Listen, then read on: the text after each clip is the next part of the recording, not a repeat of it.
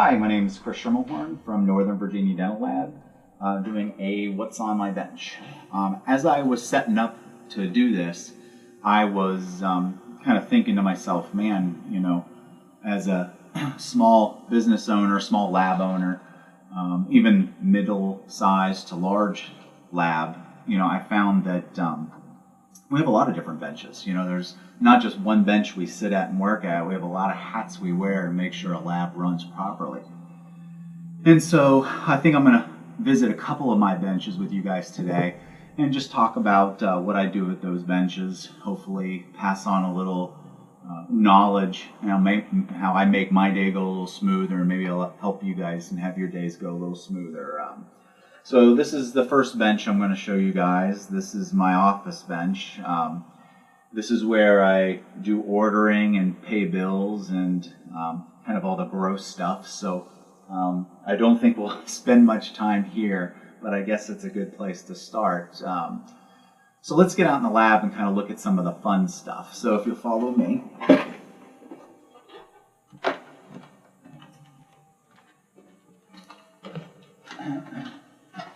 So here's where I do a lot of my digital work. We all have different parts of this process, and I have two technicians that do some scanning for me. And the scanning is something that a lot of labs will allow a lesser experienced technician do, and I think that's right. I think it's a good way for a technician to learn morphology and learn this industry, and it's something that can be taught fairly easily. So my two technicians are just like that, not greatly experienced. And so one way that I found is a good way to communicate, all right, what do I need scanned in? Do I need soft tissue? Do I need the opposing? Do I need the opposing with the doctor's open bite? Whatever the case might be.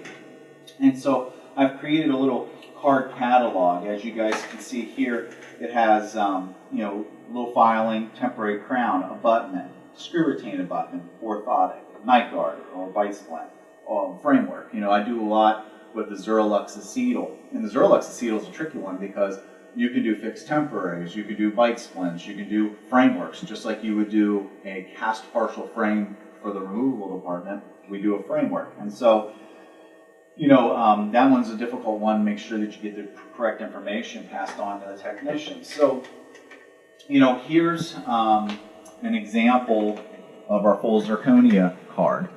All right, and as you can see, the pan number needs to be placed, doctor's name and patient, the crown shade, but it also want to put on there the puck to be used. The file, of course, we file all of these with our prescriptions, and so this is a good way, keeping it with the case in case in the future we need to use that file, whether it's a regular zirconia or translucent zirconia. We can then mark the tooth that's going to be used. Sometimes for an inexperienced technician, it might be difficult for them to figure out exactly which tooth we're talking about, especially if the doctor hasn't mentioned which tooth is to be done, especially in a bridge situation or something like this. Can mark if it's going to be a splinted case. Whether we scan the master scan the posing, as well as whether it needs to be scanning in soft tissue or not. If you have more information for the technician, you can mark to see the back for notes, and we have a spot to add notes. We also have things like, for an orthotic, all right, this is like for reestablishing a vertical with an aesthetic appliance that slides down over the teeth. Again, you have all the information. In this case, we're going to kind of say we're going to make it out of acetal, which is our Zerolux acetal. We're going to make it out of PMMA, or we're just going to do a wax version of this. And you can see here we have a lot of information. The doctor may have a specific bite he created, so we need to do it with that open bite. Or we just do it in his original bite and digitally open the bite. There might be a soft tissue involved. We also need to mark whether it's upper or lower. So, a lot of information there to be shared with that technician and allow them to scan in what you need, so you aren't going to be surprised. As far as organizing my work area, all the cases that are here are cases that need to be scanned. So a technician sits down and says, okay, all these cases need to be scanned in. Once they're scanned, these cases get moved up to that top shelf. All those cases are sitting there ready for me or someone else to design.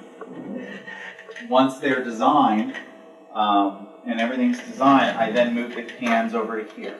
This is a position where I put cases that are ready to be nested into the puck. Once I nest them in the puck and get them in line to be milled, with this milling machine, the VHF, I have the puck changer. And so organizing that and putting it in line to be milled, you have to have some organization there. I could have an acetyl framework, a Zerlex acetyl framework that's going to be in there for an hour and a half. And so getting things in line and kind of organizing things is important. Once I get them nested and they're ready in line to be milled, that pan then goes up top. All right, and all the cases up top are cases that are being milled. They're in there ready to be milled.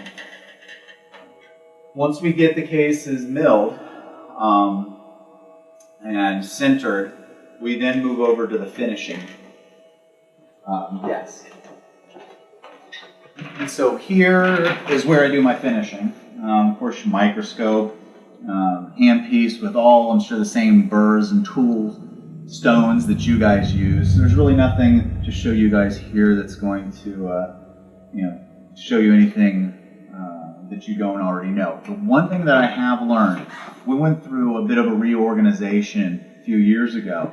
Before that reorganization, all I did was design as far as this, the digital side was concerned. And in designing, I mill the cases, sinter them, and then I had another technician that would finish. When we had the reorganization, I was doing a lot more finishing. So I was designing and finishing.